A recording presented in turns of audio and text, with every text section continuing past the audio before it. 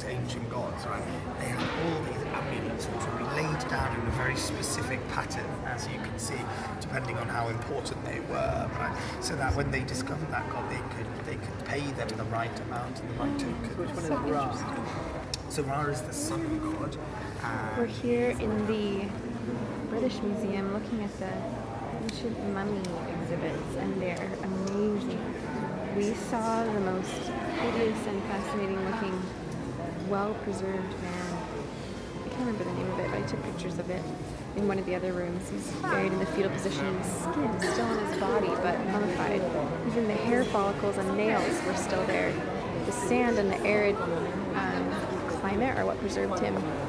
So we also learned that the mummies are buried in 3 stages. The innermost mummy is wrapped many times, but then they're placed in 3 different coffins, and I think each one tells a story kind of depicting the different phases of their life.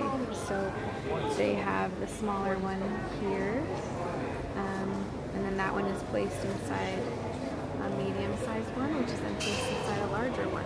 So that larger one's so dark you can't really, well, all you can see is my reflection, see the description on there. But very interesting. This one's even made of gold. And their bodies are still inside. It's like creepy and grotesque and exciting all at once. It's so strange. To go find my tour guide. But what interesting.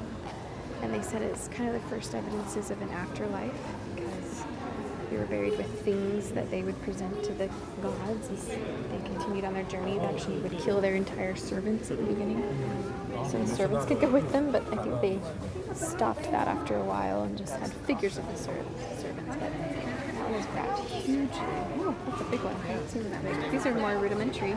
So interesting. Okay, a lot of people in here getting stuck.